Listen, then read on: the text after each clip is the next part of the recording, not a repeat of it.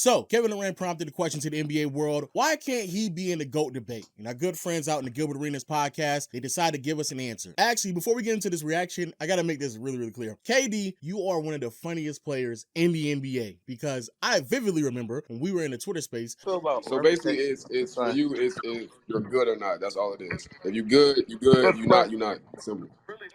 It's really that simple. Okay, yeah, okay. I mean, some things could be that simple. Are you just good or not? I mean, a lot of people have seen it for a long time, brother, and it's okay. These lists don't really mean nothing anyway.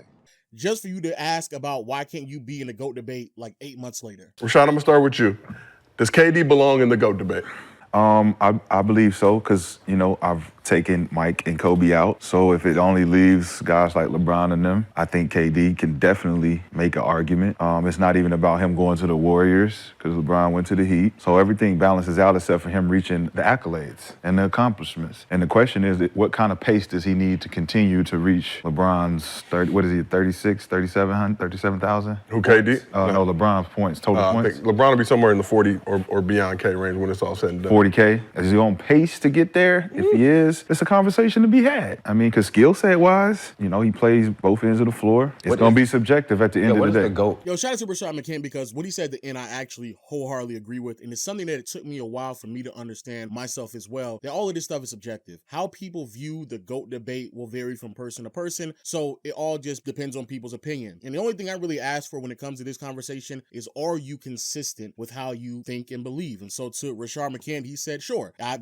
have already removed MJ and Kobe out of the conversation. And I believe outside of LeBron, KD is the next one up who should be in this conversation. And depending on where he finishes his career with awards and accolades and statistical feats, that's where I will gauge him. Fine. As long as he's consistent with that, that is fine. But yeah, it's all subjective. Just be consistent though. I'm pretty sure you get it that he's not going to be consistent. The GOAT debate, like the GOAT, it's one GOAT. So no, because it's only one person.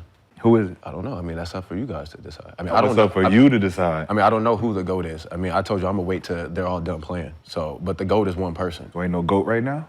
Not to me. I think we got to wait till they done. We got to wait till everybody finish. We got to wait till LeBron finish. But there's a few people that are finished that are never playing again. Is there a GOAT? I don't think it's no GOAT. I think we just wait till LeBron and them finish. Damn, Brandon Jennings, answer the question, dog. I hate when people, they be sitting here just tiptoeing around the question. Bro, just answer the question. Is there a GOAT debate? Who's in the GOAT debate? Who is your GOAT? Now, to Brandon Jennings' credit, I do respect the concept of I'm going to wait until players retire before I put them in conversations so we can see their full body of work. I think that players like LeBron and Curry are a bit of an anomaly there because LeBron has played so many years and Curry is kind of getting to that point as well. Whereas, like, I don't really know how much more they can actually do that would really change my mind on who they are as players. However, players have already retired, my dog. Like, so tell me, out of the retired players, who do you have as your GOAT? There's only, what I'm saying is a debate because there's one GOAT. Right? Michael Jordan, right? The only person who can get into the debate will be number 2, right? If you're 3, 4, 5, you're not part of a debate anymore.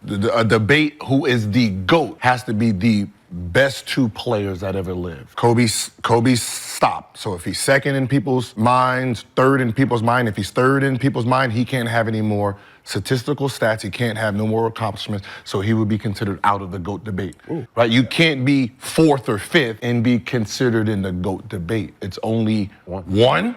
And whoever's chasing that one. Actually, I agree with Gil here as well. It's crazy enough, I agree with all these people to an extent. I believe that when it comes to GOAT debates, people have a hard time answering these questions similar to the way that Brandon Jennings just did because you're tiptoeing around like 5, 6, 7 names. But the truth of the matter is, bro, it's the player that you have number 1 and the player who is second because that's the one who is competing. And if the player who is second, his career already concluded, there's nothing else that he can do to put him above number 1 unless you receive new information, right? As long as LeBron continues to play and he may be able to provide more evidence to certain people on why he should be the GOAT, that's really the discussion. Everybody else who's already played, who's already retired, there's nothing else that you can do to change people's minds because there's not much that you can do. So it can't be 6, 7, 8, 9, 10 players in this convo. It's just 2. And for me, it's LeBron and it is MJ. I'm more of an impact player. How long you were able to play at a high level? What did that look like? How long were you able to sustain that level of excellence? Were you able to carry that level of excellence over to the postseason? Just all around how good you were as a player. Not necessarily necessarily skilled, just how impactful you were at the game of basketball and how long you were able to sustain that excellence. So when it comes to KD, that's the reason why he's not in my GOAT conversation. I don't think that he was as impactful as LeBron, as Jordan. I don't think that he was impactful as Kobe, Duncan, Kareem, Shaq. Like, I think there's several players throughout NBA history that were just noticeably more impactful than KD. But that's just my opinion. That's my opinion. When we're having this discussion, I feel like different people are gonna have different people that they put in that position.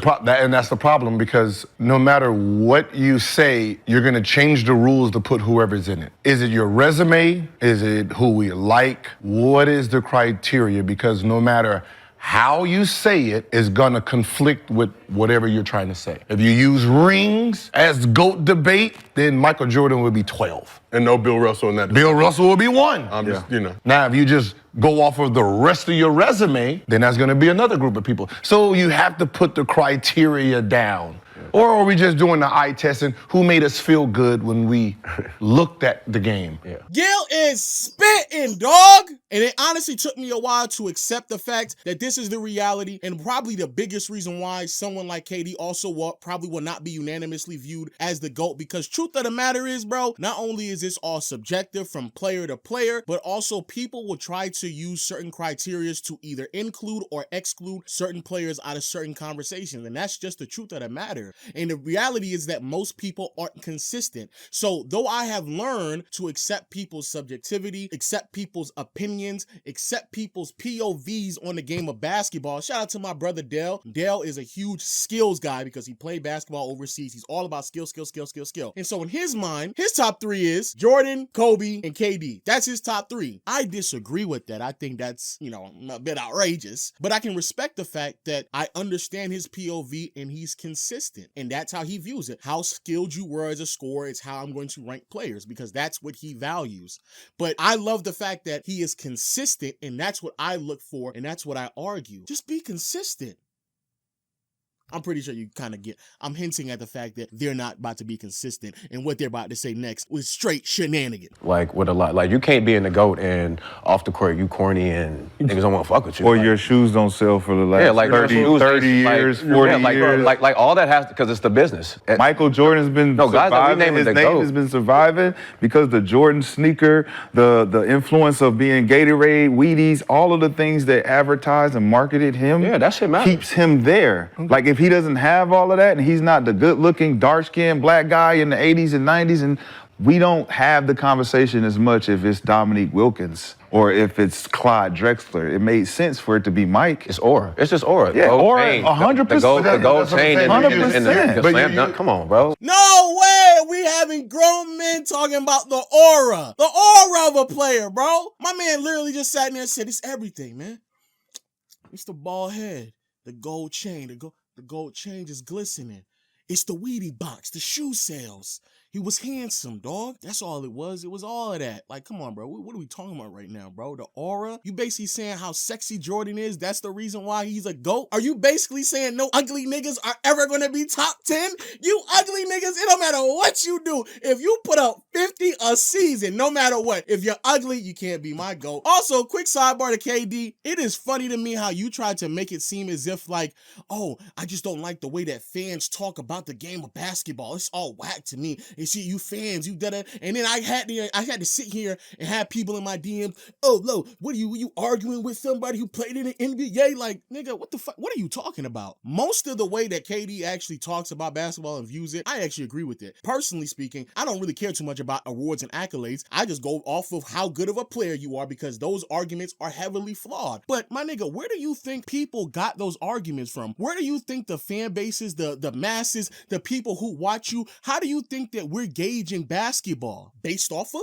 basketball players. NBA players get in front of a microphone and say stuff like this. Your own peers is talking about how sexy Michael Jordan is, and that's the reason why he's the GOAT. That's part of the reason. Shaq Kenny, all of them on TNT, they talk about rings non-stop. There are several incidences where NBA players got in front of cameras, regardless if it's on TNT, ABC, ESPN, it don't matter where, and they talk about rings, and rings. They talk about awards and accomplishments. They push narratives about, oh, Kobe is on this team and that's why he can't be the GOAT. He's playing with Shaq. They do that as well. That's where most fan bases get it from. That's where us as fans get it from. We grew up watching NBA players speak that way. So though I agree with you that it's whack, it's lame. I don't think that it's consistent, it's narrative based, because we're not even talking about how good a player is. But to act as if like fans are the ones who came up with these talking points that just materialize out of nowhere, no, brother, we got that from NBA players. We got that from your peers. We got that from the players that you're in the locker room with, and all of them are playing at a high level. And I just got done listening to 2 NBA players tell me about how cute this nigga MJ was. So, Gil, you talked a little bit about ring culture. If ring culture didn't exist, would we view Kevin Durant as the best basketball player ever?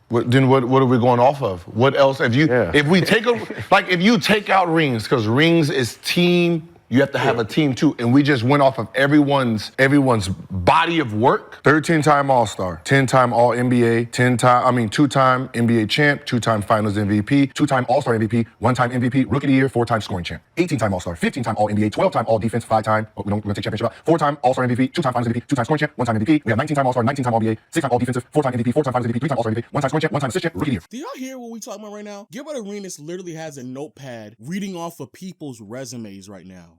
Again, I want to be very clear. It is so ironic when I see people in comment sections telling me that I don't know what I'm talking about basketball, or I can't talk about it because I just read off of the internet, or I just read off of basketball reference sites, and that's how I make my determination on who's good or who's better than one another. A, that's not true. But being more importantly, bro, so we just sat here and watched one NBA player tell you that he doesn't know who's going to be the GOAT because he's waiting for everyone to retire, while that same NBA player, another NBA player, talked about Wheatie Box's shoe sales and how cute a nigga was in a gold chain. And now the best NBA player out of all 3 of them literally has a notepad copying, pasting things that he saw off a basketball reference and reading off of resumes to make the determining factor. And I want to be clear, I don't even think that that's how really any of them really talk about basketball. Logistically speaking, that's what they're doing right now. So again, I just have to make it clear. NBA fans learn this type of dialogue, this type of language, this type of rhetoric because they see other NBA players saying it. I'm not a bad, you're not a bad mother. How you gonna tell someone they're not a bad mother? I just did. You're not a bad motherfucker. When I own everything you think about doing, I'm in front. We're not thinking about, Hooper's not thinking about doing that shit. How you gonna tell me I'm not bad? Because we're not thinking about doing that shit. We're not out there like, oh, we're trying to score 40,000. Yes, Kobe was. No. You literally said in the beginning of the video that Kevin Durant is going to be in a GOAT conversation when he catches up to LeBron scoring XYZ amount of points. You literally led with that. So everything balances out except for him reaching the accolades. And the question is, what kind of pace does he need to continue to reach LeBron's 37,000? And this is the problem with these convos, is that the people who are having them aren't consistent at all. You're not consistent. You are making things up as you go to try to fit the argument to where you have players placed already. You can't sit here and now tell me that players aren't that concerned or hoopers aren't that concerned about stats and scoring XYZ amount of points, but you led the argument with saying when KD scores XYZ amount of points is when he'll be in the conversation. You literally led with that. But I want to be very, very clear on why I picked this video. It shows that 3 NBA players have 3 different POVs on this conversation. You can have your own POV as well. It doesn't mean that it's more or less valid until it becomes inconsistent or it doesn't make sense, because all of this stuff is subjective. It's your own opinion. But to KD, why you are not in the GOAT conversation, it's because of combos like this. People are not going to be consistent. They're going to make a way to keep you out of these conversations. And just truth be told, my brother, you just aren't that great. You're just not. You are an amazing ball player, one of the greatest that I have ever laid eyes on. But are you great enough to be in a GOAT convo? No, because it doesn't matter how you want to skin it. There's no rhyme or reason why you would ever be in these conversations. If it's off of just straight skill, I think Kobe and MJ are more skilled than you. If it's off of who wins the most, you haven't won more than a lot of players in NBA history. If it's off of accolades and achievements, you're going to lose that race as well. Then when it comes to the narrative talk that people love to bring up that you and I do not like, and yeah, bro, you're definitely going to be excluded because people going to sit here and tell you that you can't be in these conversations because you played alongside Stephen Curry, and Curry was able to prove that he can win with and without you, not once but twice, and so you still haven't been able to prove that either. So yeah, you can't be in this convo. You know, me and you both know that's how niggas going to sit here and talk about you. We know that already. But yo, let me know your thoughts in the comment section below. If you want to see more of me, not only do I have a main channel, but I also have another channel where I upload all of my stream clips. And if you're talking about where do I stream at, I will leave that in the link in the description below as well. I'm watching NBA games live almost daily, so check me out over there at playback.tv/LowsRoom. But if not, as always, hit the subscribe button, notification bell, and until next time, I'll see you all later. Peace.